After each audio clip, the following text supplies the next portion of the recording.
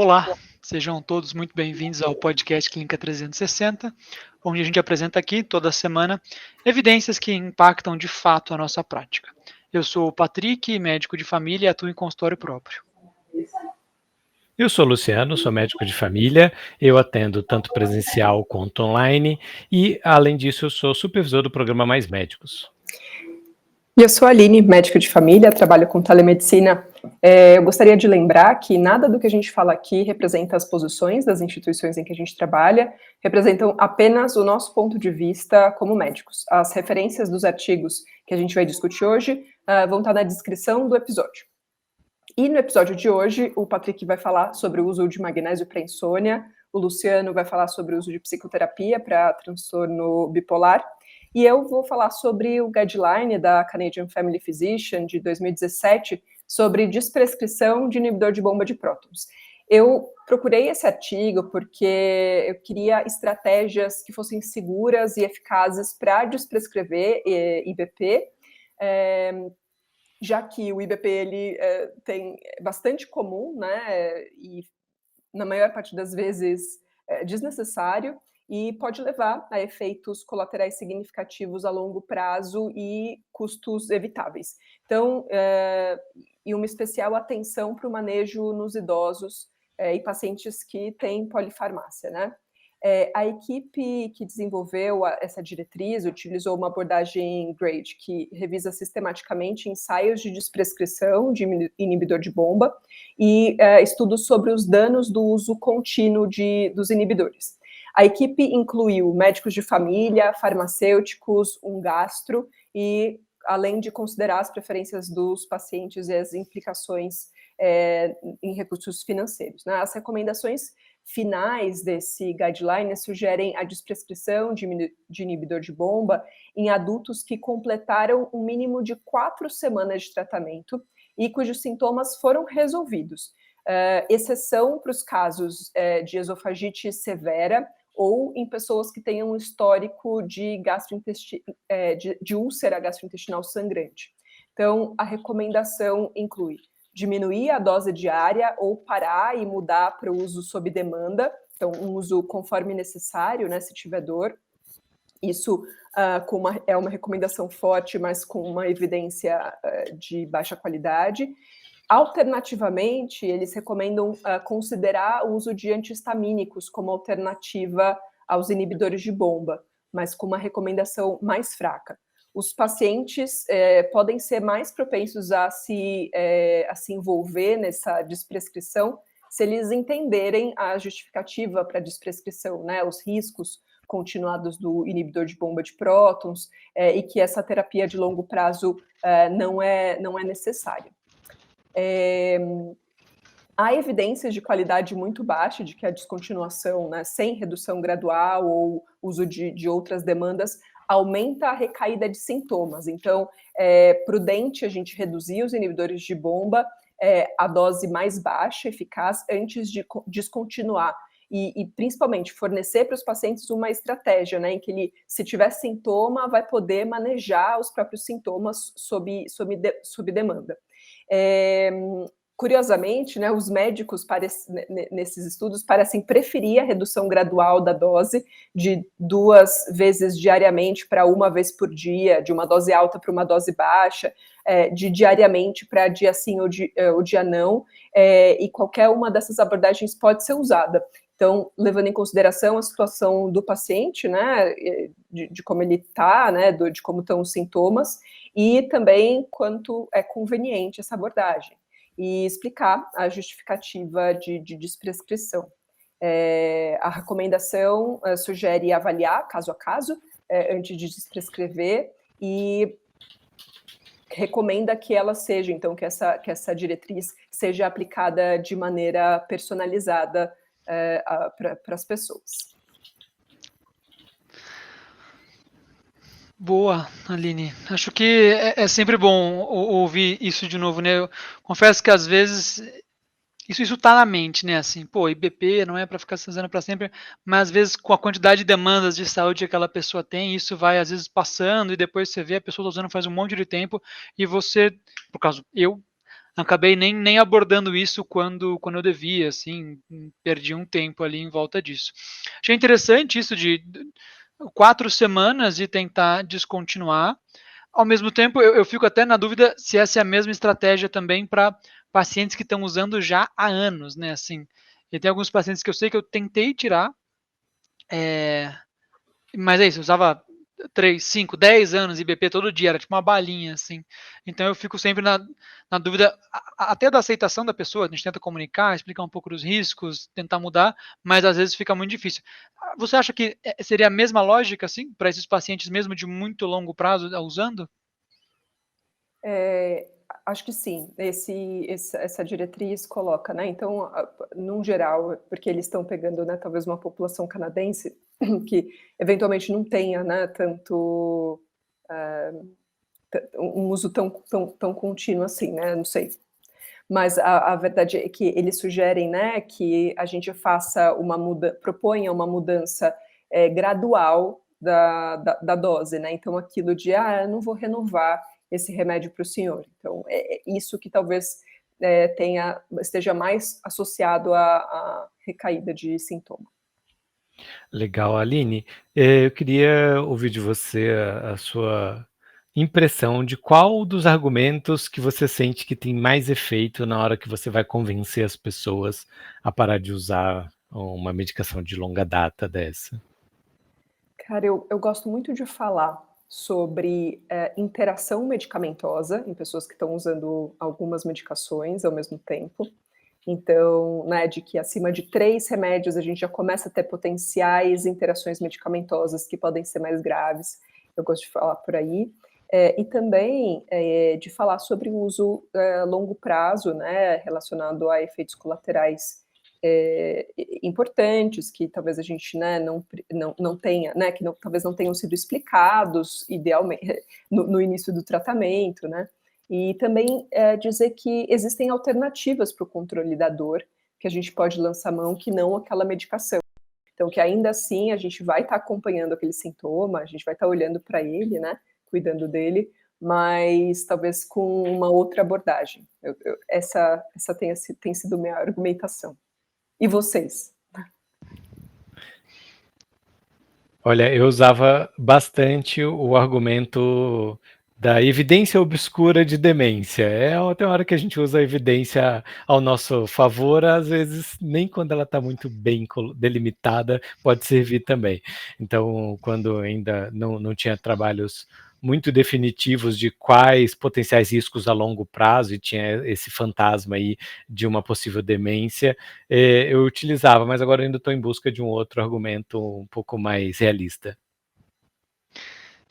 Eu acho que eu sempre tento falar um pouco na hora assim, tipo, mas você usa o remédio porque geralmente deve ter alguma coisa no dia a dia que está incomodando a ponto de precisar o remédio, né? Assim, é ficar oferecendo sempre, lidando sempre com a consequência e não com a causa. Não tem uma maravilhosa aceitação, mas em alguns casos funciona. Então, Aline, acho que até para perguntar assim, então a pergunta de ouro, né? Como é que você acha que isso impacta a sua prática no dia a dia?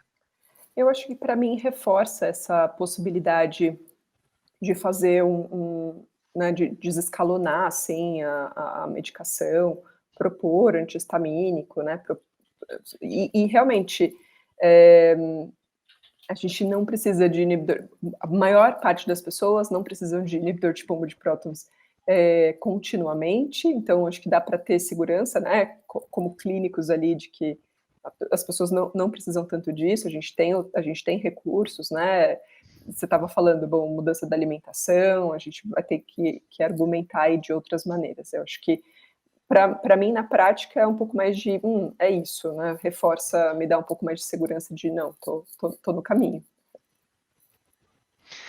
Não, beleza. Vamos para o segundo, então, pessoal.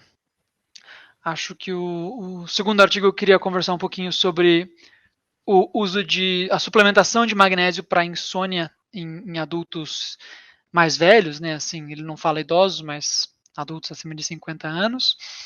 E acho que entendo que um pouco da importância desse artigo é, quantidade, né, prevalência de insônia na população de maneira geral, uma coisa, tem estudos que falam de 5 até 50% na população como geral. E eu não sei vocês, mas eu tenho recebido uma demanda grande assim por alguns suplementos, vitamina D, mas também tem chegado demanda por usar magnésio, ou por saber qual é o efeito do magnésio no dia a dia, assim. Então, até em rede social ou outras coisas que vendem suplementos como uma resposta mágica para uma condição muito prevalente, né? Esse artigo, então, é uma revisão sistemática e uma meta-análise, que ela compara o uso de magnésio com placebo ou magnésio sozinho, sem nenhuma, a pessoa que ficou no magnésio e num braço, né, controle, sem nem o placebo. O desfecho foi qualidade e quantidade do sono, além de efeitos adversos, e pelo menos 50% da população era de realmente idosa, acima de 65 anos. Os resultados, então, até da análise foram poucos, assim, foram 3 só estudos incluídos, com um total de 156 pacientes, todos com alto risco de viés. Mesmo assim, tá, o que acontecia é que no grupo que usava magnésio, a pessoa começou a dormir 17 minutos antes. Tá? Então, uma pessoa estava demorando meia hora para dormir, ela começou a demorar 17 minutos antes, ela começou a demorar 13. Tá? E o tempo de sono total melhorou em 16 minutos, mas foi estatisticamente insignificante. E a conclusão que eles dão no estudo é tipo, faltam dados, a literatura é muito pobre para isso, mas como uma coisa muito barata e razoavelmente sem efeitos adversos, não tinha muito efeito adverso, pode ser uma coisa tentada. E acho que, daí de novo, né, assim, até essa ideia dos 17 minutos é uma coisa interessante para conversar com o paciente. Pô, você vai querer tomar um remédio que vai fazer com que você comece a dormir 15 minutos antes que você começaria. Uma vez deitou na cama, 15 minutos antes. Talvez para a pessoa super vale a pena, talvez para outras pessoas não vale a pena. Então achei bacana que me deu esse argumento assim que eu não teria. Mas, de novo, me parece assim, esse jeito fácil de tentar responder um problema extremamente complexo que vira e mexe está vinculado, né? A cabeça das pessoas, a saúde mental delas, como é que está a ansiedade, o nervosismo, um monte de coisa para fazer. Eu não sei se é o melhor jeito de abordar esse problema, não. Acho que insônia a gente já discutiu no episódio passado e provavelmente vamos ter outros episódios que a gente vai voltar a discutir insônia também. E a gente tem uma importância muito grande dos fatores comportamentais, né? Da higiene do sono, dos hábitos, do costume de desacelerar, de desligar. Eu entendo, então, Patrick, que o magnésio estaria numa situação, vamos dizer, em termos de evidência, próxima ali de uma melatonina, de uma halmetriona, uma medicação ainda com efeitos questionáveis em termos de evidência, mas que tem um perfil de efeito adverso bem interessante. Falando especificamente de insônia, isso é bem legal, né? Porque as medicações, em geral, perdem muito o seu uso por conta justamente de ter muitos efeitos adversos. Então, olha, eu vou analisar o quanto o magnésio pode ser utilizado ainda nessa fase com poucas evidências. Vamos ver isso na prática.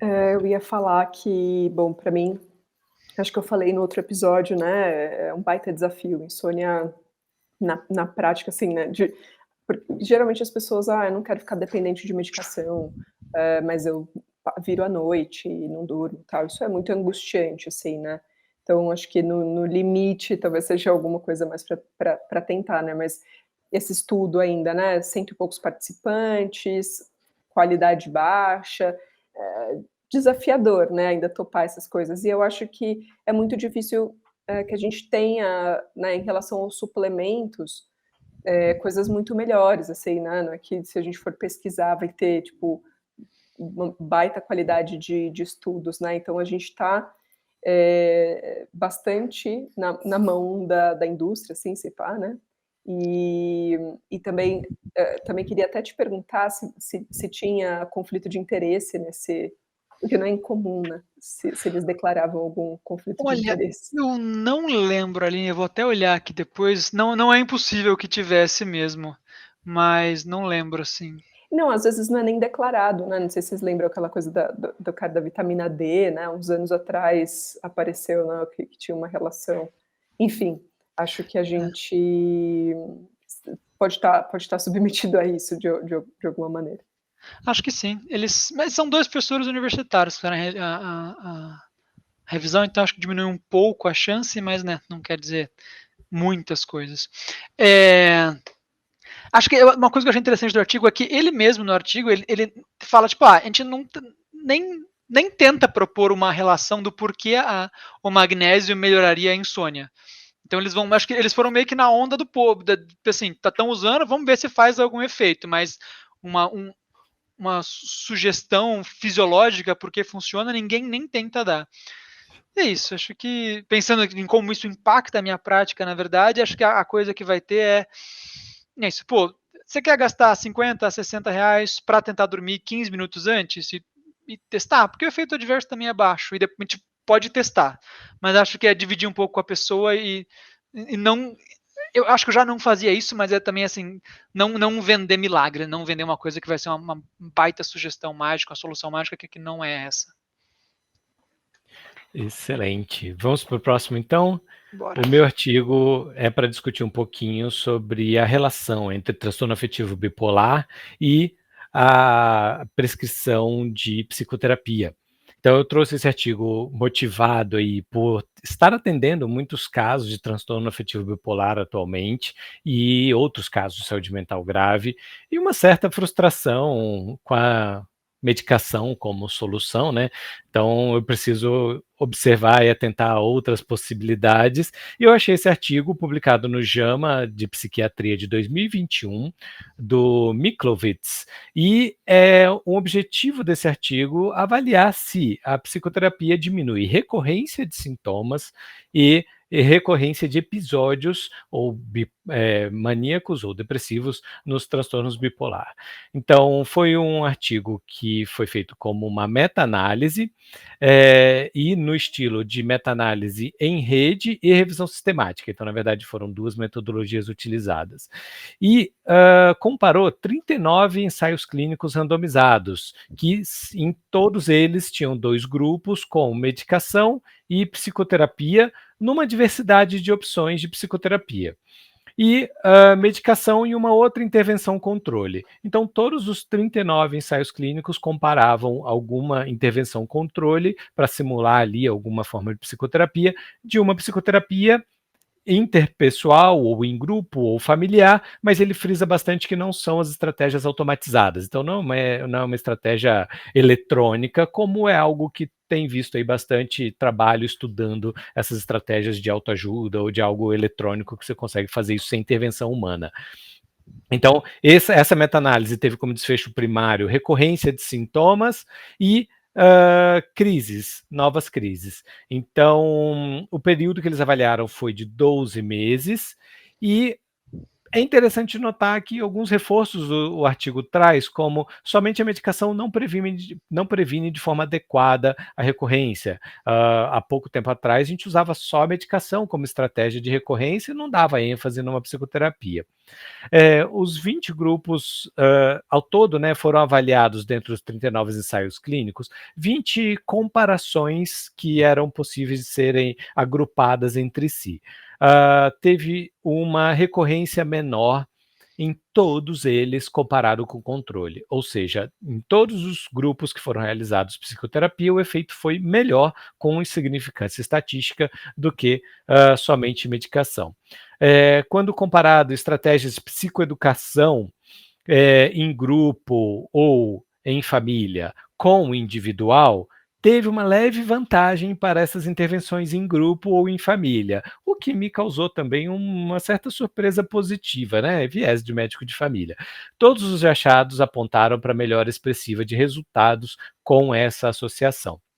Então, minha opinião sobre isso traz aí que a gente tem uma importância cada vez mais consciente e mais crescente no nosso dia a dia de intervenções de psicoterapia para além da medicação.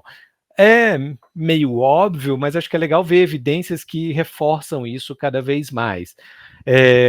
Por exemplo, agora a prática faz que eu tenha uma ênfase um pouco maior ali na psicoterapia para essa manutenção, tanto quanto eu tenho para o momento da crise mais aguda ali, do momento de crise atual. Então, acho que psicoterapia ganha um pouco mais de importância. E, como médico de família também, a experimentação de intervenções familiares, muitas vezes, eu vou poder realizar com mais tranquilidade, que eu ficava muito na dúvida ali, se eu vou fazer uma intervenção familiar, trazer família, trazer pessoas para fazer alguma discussão sobre o caso, algum material de psicoeducação, se eu não estaria sendo iatrogênico, eu farei agora com mais tranquilidade essas intervenções. Mas acho que, assim, eu tinha tido essa discussão com uma amiga psicóloga uns anos atrás e ela achava que não fazia muita diferença, né? Opinião do especialista, assim. Mas acho que talvez ela esteja pensando ali na hora da crise da mania e realmente deve ter pouca evidência, até porque a pessoa não está nem conseguindo conversar naqueles momentos. Mas pensando que vai ser algum grau de desbalanço, descontrole que vai levar a pessoa para a mania, né? Se ela tiver um pouco mais instrumentalizada para lidar com os próprios problemas durante a vida dela, capaz que realmente ela tenha crises, né, menos crises, ela consiga se controlar melhor antes de entrar numa crise. Então acho que de alguma maneira faz sentido assim, não na crise, obviamente, mas para manutenção e prevenção de recorrência, achei interessante. Não fazia ideia, não fazia ideia, achei super legal a ideia, Lu, boa. E é legal notar, já que você mencionou a questão do momento mais maníaco, é a hora que você precisa mais de apoio, né, de rede primária ali, Da de família. familiares. Então é bem interessante notar que isso pode estar refletindo aqui já nos resultados do trabalho, né, onde as terapias em grupo ou em família têm um efeito um pouquinho melhor ali. Eu fico pensando também o tanto que isso poderia ajudar a reduzir dose de medicação, né? Considerando que o tratamento pode envolver, a maior parte das pessoas vai estar sob um tratamento que tem um risco de efeito adverso, né, pelo uso contínuo. Se essa estratégia, né, também poderia, aí, acho que outra pergunta, né, também poderia reduzir a dose de medicação, né, com melhor controle de sintoma, com melhor, né, enfim, controle da doença e tal. Então, talvez esse seja um benefício associado aí, né. E acho que como estratégia de psicoeducação, acho que é uma surpresa boa para mim também, né, porque quando a gente está pensando em psicoterapia no SUS, né, em áreas mais vulneráveis, talvez seja bem mais desafiador que a gente consiga, né, esse atendimento, né, esse acompanhamento. Então, as estratégias de psicoeducação podem ser coisas bem factíveis de serem feitas por grupos, né, na UBS, enfim, com equipe de saúde. Então, acho que é importante, acho que me anima também. Mas, bom, para não deixar cair a peteca, Lu, como é que isso impacta a sua prática? Objetivamente, mais ênfase na psicoterapia, na fase de manutenção principalmente, e eu vou me aventurar algumas intervenções familiares com mais tranquilidade agora. Boa. Boa. É tudo isso por Por hoje, pessoal. hoje é isso, É isso. exatamente. Obrigada, até a próxima. E Até. um abraço.